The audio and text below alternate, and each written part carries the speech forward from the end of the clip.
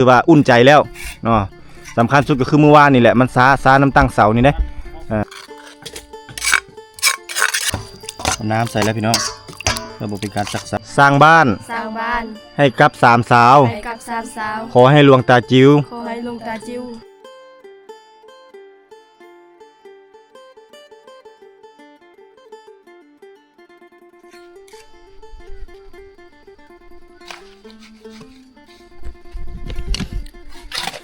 กับทุกสบายดีบรรยากาศยามเช้าท่านผู้ชมเนาะสำหรับคืนนี้เป็น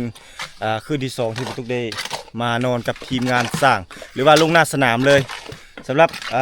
มื้อวานนี้ก็ถือว่าได้เสร็จสิ้นเป็นที่เรียบร้อยเฮาก็ได้ตั้งเสาเนาะและดินมันก็แน่นอีหยังแล้วเรียบร้อยมื้อนี้ทีมงานสร้างเฮาลุยแต่เสาเลยมื้อนี้เนาะอันนี้เขาเอิ้นหยังสร้างผมนี่ก่อฟ้าซาวพี่น้องอันนี้กำลังก่อฟ้าซาวนี่บ่แม่นได้ใส่ผู้เฒ่าอันเฮ็ดเวียกได้นี่ได้เนาะเพิ่นอาสามาเฮ็ดช่วยเพิ่นอยากได้เงินซื้อรถจักรเพิ่นว่าเนาะเพิ่นก็เลยขอมาแล้วบ่ตุกก็เลยเอาได้ก็ตามมาเนาะจังน้อยว่าใส่บ่ตุกใส่ผู้เฒ่ามาก่อยปูนบ่แม่นเนาะก็อีตนเพิ่นเนาะเพราะว่าเพิ่นก็อยากได้เงินซื้อรถจักรนะรถจักรก็ราคาประมาณ12,000ประมาณหลักหมื่นนี่แหละเพิ่นว่าได้เท่าใดก็เอาเมื่อตื้มเมื่อแถมกันเพิ่นว่าเพิ่นเฮ็ดเวียกเคยเฮ็ดเวียกอาชีพจังซี่มาหลายแล้วเนาะเฮาก็เลยโอเคเห็นใจกันเนาะดีกว่าเฮามาขอกันละเนาะอันนี้ก็คือเอาเหือแห้งเลขเอาเฮาก็ดีมกดีใจเนาะเอาตั้งใจเฮ็ดเวียกทำงานสำหรับคนงานของเฮาในมื้อนี้ก็รวมทั้งสร้างอุ้มเนาะก็เป็นสร้างหมดทุกคนนั่นแหละแม่น5คนรวม6ทั้งเบาตุกเนาะเบาตุกนี่ก็ทั้งเป็นมือกล้องหรือว่าตากล้องในการที่สร้างอุ้มมาเฮ็ดเวียกในมื้อนี้นะติดตามโครงการในมื้อนี้แล้วก็ทั้งเป็นไอเลี้ยงพร้อมได้ในตอนเช้านี่เพราะว่าบ่มีไผเฮ็ดกินภาคสนามเลยนี่แหละทีมงานเฮาก็กำลังก่อฝาซาวแต่ว่าทางด้านในนี่เฮายังจะเพนเฮายังบ่ทันได้ขุดเทื่อเนื่องจากว่าเฮาจะเอาดินเข้าก่อนแม่นบ่ช่างผมเฮาจะเอาดินเข้าก่อนเนาะเอาดินเข้ามาถมก่อนแต่ดินนี่ก็หายากพี่น้องเอ้ยเพราะว่ามันบ่มีไผเอาดินมาขายนะเนาะคันว่าเอาดินมาขายนี่ก็อยู่ประมาณ 5-6 รถก็โอเคแล้วเนาะช่างผมเข้ามานี่เนาะนี่คือว่าเสานี่ก็แน่นดีแล้วเราก็จับระดับมีเพียกมีอย่างข้างในอันนี้คือก่อฝาซาวขึ้นมาแล้วเราจึงได้สารเล็กใส่ตามหูนั่นแล้วเราก็ได้เทคานนั่นแบบนี้เนาะหลังจากเทคานแล้วก็ที่ขึ้นโครงหลังคาไม่ว่าสร้างผมประมาณนี้คือกิจกรรมยามเช้าก่อนที่ว่าจะกินข้าวกินน้ำเพราะว่าช่วงนี้หรือว่าช่วงใดก็ตามนั่นแหละถ้านอกจากว่าช่วงฝนช่วงนี้ก็คืออากาศมันร้อนอบอ้าวพี่น้องเอ้ยนี่โอ้บรรยากาศดีพี่น้องเนาะถือว่าเหมาะเจาะกับการเฮ็ดเวียกเฮ็ดงานของทีมสร้างเฮาเลยเนื่องจากว่ามันเป็นลักษณะคือลายเฮ็ดนี่นะเนาะจักว่าเฮ็ดปวกออกบ่หรือว่าเฮ็ดบดออกบ่จักนี่บรรยากาศดีเย็นสบายในยามเช้าทีมงานสร้างเฮาก็ได้ถือว่าอากาศดีจังซี่เนาะสมองปลอดโปร่งออกกำลังกายยามเช้าๆเลยนี่แหละพี่น้องเอ้ยมาติดตามโครงการสำหรับ3สาวมื้อนี้เพิ่นขออนุญาตบางทีเพิ่นอาจจะบ่ได้ออกมาเบิ่งทีมงานสร้างเฮาเนื่องจากว่าเพิ่นจะไปเฮ็ดให้โอ้เวียกเพิ่นยังมีหลายเพิ่นมาเนาะเพิ่นขอเวลา 2-3 มื้อบ่เป็นหยังเนาะถือว่าไปบ่แม่นเสียยามันไปฮื้อให้หาให้เนาะแล้วก็สิไปปลูกมันก็ยังบ่ได้ปลูกให้ก็ยังบ่ทันได้ฮื้อเนาะยังบ่ทันได้ซักเข้าให้อีกมันก็เลยมีหลายเหตุผลเฮาก็เลยเอาอนุญาตให้เพิ่นไปถือว่าเสาตั้งรักขึ้นจังซี่ทีมงานสร้างเฮาก็ถือว่าอุ่นใจแล้วเนาะสำคัญสุดก็คือเมื่อวานนี่แหละมันซาน้ำตั้งเสานี่นะตั้งเสาคือแล้วต้องได้จับระดับจับน้ำเที่ยงตัวนั้นแหละมันคือความล่าช้าในการเฮ็ดงานของเฮาเนาะถือว่าถ้าขึ้นโครงหลังคานี่ให้สบายแน่เพราะว่ามันจะป้องกันฝนเฮาก็จะอุ่นใจนิดนึงว้าวลายใหญ่ห้างมาทางพี่นี่อันนี้กำลังป่นมะเขือคักแท้นี่แม่นเฮาจะปิ้งเอามะเขือนี่เฮาปิ้งนี่โอ้สุดยอดเลยมันจะได้ความหอมเนาะได้ความหอมของมะเขือนั่นแหละแบบธรรมชาติแต่ว่าเฮาเล่งเพราะว่าทีมงานสร้างเฮาอยากเข้าหิวข้าวแล้วมื้อนี้เมนูเฮาป่นปลาดุกเนาะอันนี้คือปลาดุกพันที่เลี้ยงเอาเพิ่นจะซื้อมาปลาดุกไปเมื่อวานนี่ก็ซื้อมาก็สร้างเปลี่ยนเมนูแน่ถ้าจะกินแต่ซีนหมูหลายก็ย่านทีมงานสร้างเฮาเบื่อนี่เฮาก็ได้เกียมเครื่องของอุปกรณ์ไว้แล้วแต่ว่าบ่มีผู้ถ่ายให้พี่น้องเอ้ยก็เลยว่าบ่ได้ถ่ายนะนี่เครื่องหอมมันก็เกียมเรียบร้อยแล้วอันนี้ลองเบิ่งเนาะนี่แหละประมาณนี้ที่พักเฮาก็จะประมาณนี้รีวิวที่พักก่อนที่พักนี่แม่นทาง 3สาวหรือว่าพ่อเฒ่า3สาวนั้นแล้วก็ครอบครัวเพิ่นนั้นเป็นคนเฮ็ดให้นี่ก็ถือว่าโอเคสำนี้ถือว่าโอเคแล้วโอเคเฉพาะยามแดดยามฝนบ่ฮู้ได้คันพายุมานี่หลังคาฮื้อหมดบ่จักนี่ สำหรับระบบน้ำเฮาก็คือเฮาขอต่ออันนี้เฮาขอจ่ายค่าไฟเนาะห้องน้ำเฮาก็ขอเข้าเงินเพิ่นเนาะค่าฟ้าน้ำค่าไฟช่วยกันในแต่ละเดือนในช่วงเวลาที่เฮามาเฮ็ดเวียกเฮ็ดงานอยู่นี่ก็คือมาสานฝันให้น้องๆก็คือมาปลุกเงินหลังนี้ให้น้องๆสำหรับอุปกรณ์อหยังต่างๆเฮาก็ถือว่าเกียร์มาถือว่าเกือบจะครบแล้วประมาณ70%แล้วที่เฮากาเกียร์มาแม่นบ่สร้างอุ้มประมาณนั้นพี่น้องมีแต่เฮาลงมือเฮ็ดแบบนี้เนาะเอ้าโอ้ลายใหญ่ห้างพี่น้องเอ้ยขอเฮ็ดกินปันทีมงานเฮาก่อนสำหรับเพชรแม่นเฮาปุ่นเอาพี่น้องเฮาปุ่นเรียบร้อยเฮาก็มาโขกสินี่เพราะว่าโคกเฮามันน้อยมันต้องค่อยตำอันนี้ก็คือเฮาตำผักหอมอันนี้คือผักหอมนะหอมนี่เฮาจี้เอามันจึงได้รสชาติความหอมหอมบัวหอมหัวแดงอันนี้ป่นปลาคักๆแท้นี่อันนี้ป่นปลาใส่มะเขือคันมีวายมีใส่วายยังแซ่บ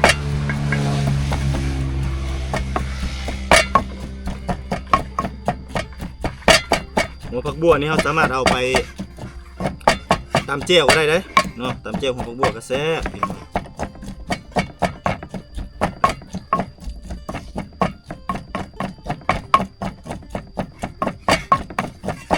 กระหล่ำเขามึนเลยบ่ยังบ่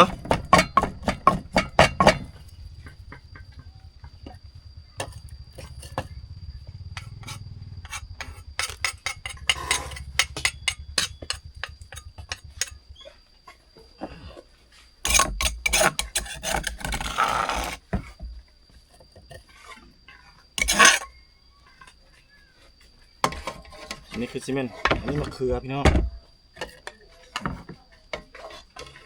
ตัวนี้ซีเมนต์มะเขือเอาต้มเอาเนาะต้มกับเร่งรัดดีเร่งรัดตัดตอนดีมาบ่มะเขือนี่ประมาณนี้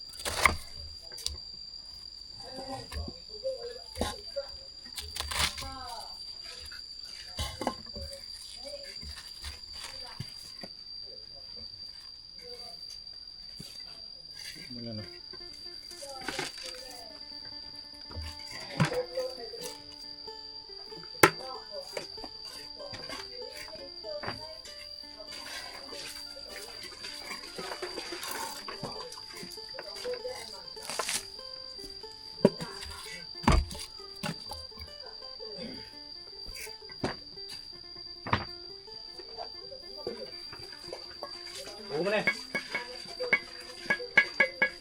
โอ้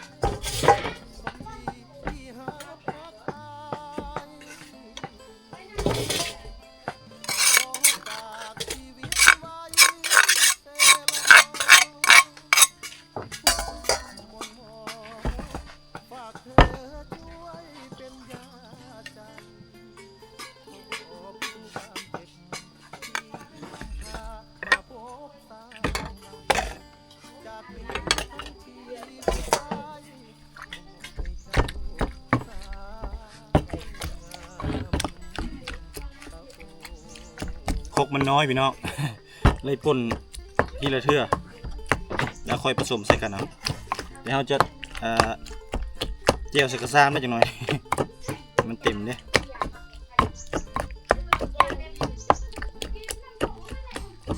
ตามเลย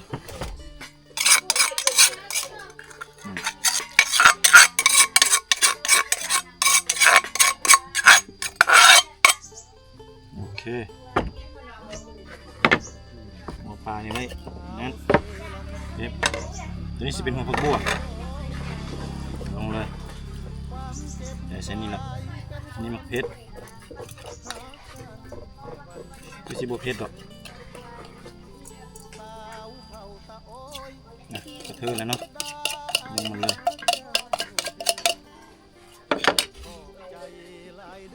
ปึ๊บ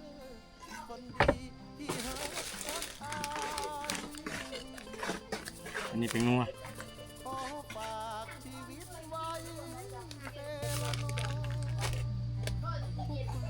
นี่จะเป็นน้ำปลา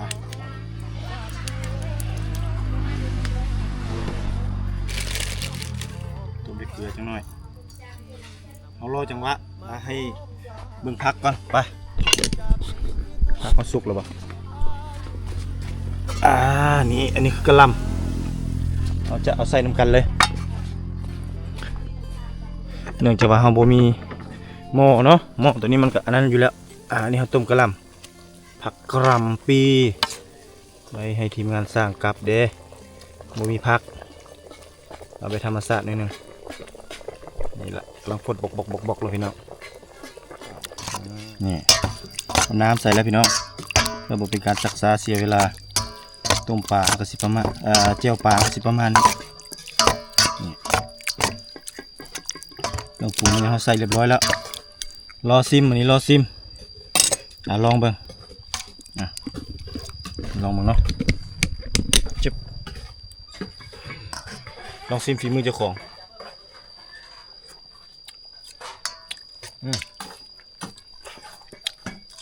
รสชาติดีคักอยู่โอเคเลยตบท้ายพี่น้องมาตบท้ายด้วยตัวนี้นะตัวนี้คือสิ่งที่เราตบท้ายเลยปื๊ดลงไปโอเคปึ๊บลงไปนี่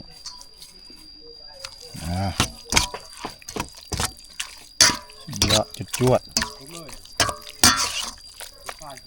ปลาดุก2 ตัวพี่น้องไม่อร่อยให้มันรู้ไป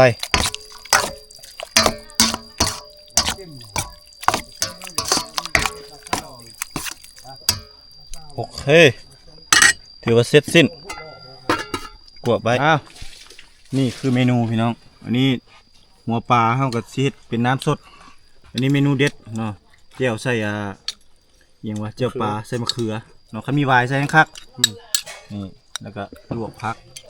ประมาณนี้เมนูตอนเช้าให้กับทีมงานสร้างเฮาจักเสียบบ่เสียบบ่จักเด้อตื่นมาเด้อคำบ่เสียบเด้อสวัสดีครับสวัสดีแล้วบ่เพราะว่าถ้าตอนเช้าช่วงเช้านี่3 สาวจะบ่ค่อยได้มาถ้าเป็นช่วงแรง3 สาวจะมาเพราะว่าช่วงเช้านี่เพิ่นจะไปเฮ็ดเวียกเฮ็ดงานแน่นั่นนะโอ้ยยังเอาสาวหัวไปเข้าไปบ่ยากเฮาประมาณนี้ยับปียับเข้าไปง่ายพุ่นใช่ครับกินไปตาเข้าข้างนี่ก็ได้นี่เข้าข้างนี่ตัวนั้นคำบอกอยากให้มันบูดแล้วเข้าตู้เย็นไว้เด้อแล้วเราเอาอุ่นเนาะป่นมะเขือนั่นแหละมันเรือนะป่นปลานะจะโรยห้องFCกินบุญกินข้าวเลยสิครับจะโรยจะโรยเลยจะโดยงอยเด้อนี่ละพี่น้องเอ้ยมีงานสร้างนะเฮากำลังกินข้าวมีเหื่อมีแห้งหลังจากนั้นก็พูดแล้วลงสู่เวียกสู่งานนะพูดแล้วอันนี้คือนาเวียกนางานนะพี่น้อง สารฝันให้กับสามสาวเท่าตัวโอ้ยใกล้สิเป็นจริงเด้อพี่น้องเด้อค่อยต่อค่อยเติมไปเนาะอันนี้คือบรรยากาศทำเล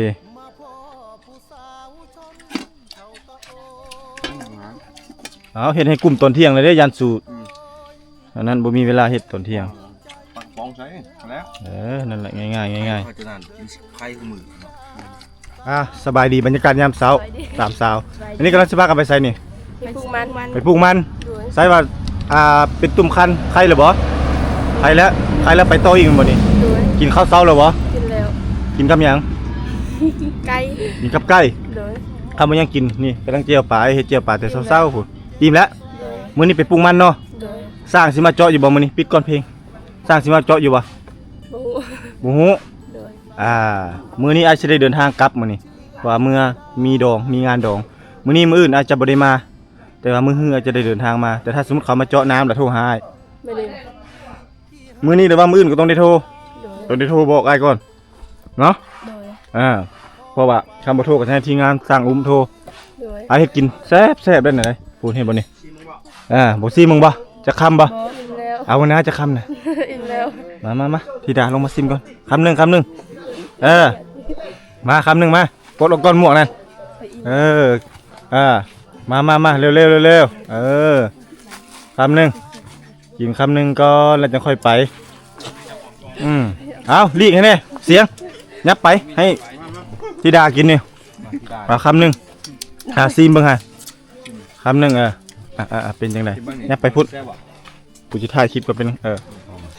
ก็ซิมหลายๆแหละ เข้าแล้วเข้าแล้ว อิ่มแล้ว ซีเมืองดีๆกินนี่ให้ซีมรสชาติ แซ่บแซ่บ ฮะ เห็ดอ ฮะ ร่อยมาก อุ้มเห็ดสั่งอุ้ม ทั้งโลทั้งเก่ง นั่น เห็ดหยังก็เก่ง นี่แหละเมนูนะครับสิไปสวนเนาะเห็นได้ก็ โดย เตรียมไปปลูกมันบ่นี่ไปนี่ ไปปลูกมัน โอเคไปได้ซ้ำนี้แหละบ่ได้ให้มาอย่างไรฮะ เอาสมมุติ เอาโซมือโอ้โซมืออยู่นี่โอเคสามสาวมื้อนี้ไปปลูกมันเร่งปลูกมันให้แล้วแม่นบ่ โดย ประมาณจักมื้อ สาม ประมาณ3มื้อ3-4มื้อพุ่นเนาะตอนแรกเลยจักโมงมา บู อิงตาม โดย อิงตามเนาะเอา2 มื้อที่อ้ายมื้อนี่ก็ให้มันเร่งรีบเนาะเพื่อมาเฮ็ดช่วยกันพอได้ขนบล็อกขนหยังช่วยเพราะว่าทีมงานเฮาก็น้อยบ่หลายเนาะพอได้ขนบล็อกแล้วก็ยูล้อปูนมาหยังช่วย ทีมงานสร้างเฮาเนาะ โดย มันจังได้แล้วไวจังได้อยู่ไวมีหยังอะน่ะอาหาร เผ็ดสิกินส้ม โอ้จะกินส้ม มีแล้วเนี่ยส้มแนวกิน เดี๋ยวตั้งแต่เฮ็ดคลิปมายังบ่ได้ขอบคุณหลวงตาจิ๋วเลย มื้อนี้จะให้สามสาวชื่อเด้อบอกแล้วชื่อเลย แล้วให้เฮียนเว้าปลดหมวกน้อยหนึงให้เห็นก่อนนบมือเอา ซุปเมอร์ ส้มมือก็ย่านะเอาโลดนะบ่เป็นหยังเอาขอขอบพระคุณ ขอบคุณ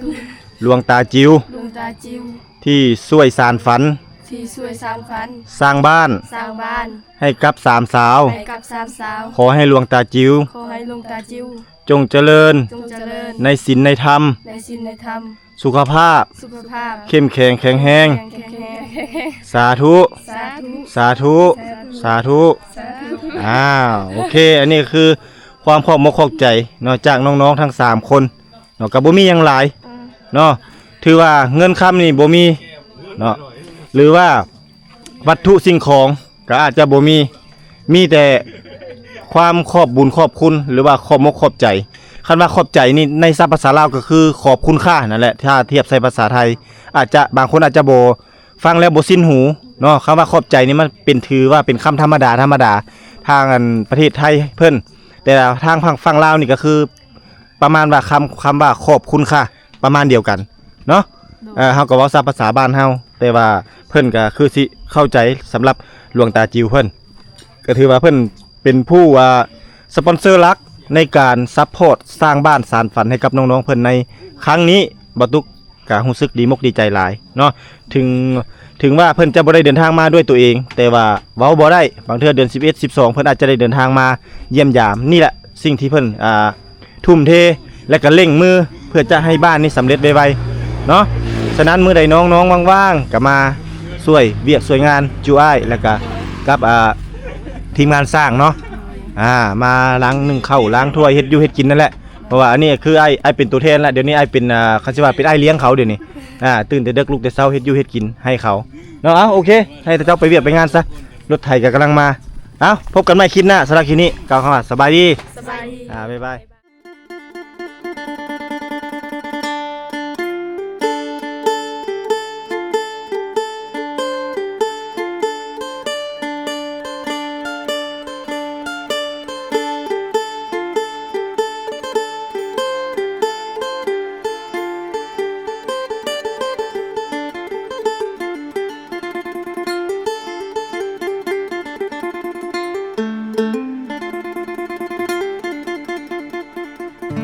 ไอหอบความช้ำมาเซละนองหลายปีหม่นหมองจากสาวไทยเศร้าใจรำพันนับเป็นเหตุเฮ็ดให้เฮาต้องพลาดจากกัน ด้วยพ่อแม่เจ้านั้นบอกบ่เอาลูกเคยคนจนมาพ่อผู้สาวชนเผ่าตะโอยเจ้าเอิ้นจะโดยง่อยเด้อชื่นใจเหลือล้นเธอชื่อธิดาสาวชนเผ่าตะโอยหน้ามนหอยยิ้มจิ้มใจอ้ายล้นเหมือนนิมนต์มาจนละเมอสาวเซละนองบ่าวไทยสองใจพันความเจ็บกลายเป็นความสุขหากันแต่วันแรกเจอสาวเผ่าตะโอยชื่อธิดาอ้ายหาเจ้าเด้อขอบใจหลายเด้อคนดีที่หาพักอายขอฝากชีวิตไว้เซละนองทุกความหม่นหมองฝากเธอช่วยเป็นยาใจขอบคุณความเจ็บที่นำพามาพบสามใบจากนี้ทั้งชีวิตอายมอบให้เจ้าสาวงามตะโอ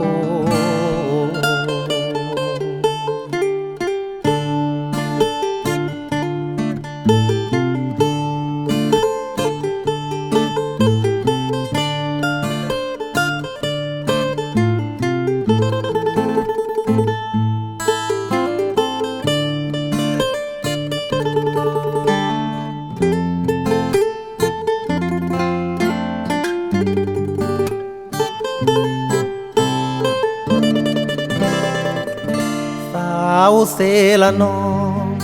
บ่าวไทยสองใจพันความเจ็บกลายเป็นความสุขหากันแต่วันแรกเจอสาวเผ่าตะโอยชื่อธิดาอ้ายหาเจ้าเด้อขอบใจหลายเด้อคนดีที่หาพักอายขอฝากชีวิตไว้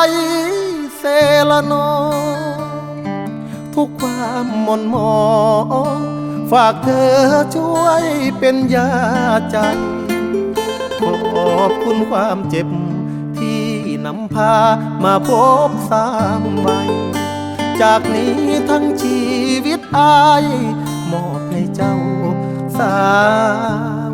งามตะโอ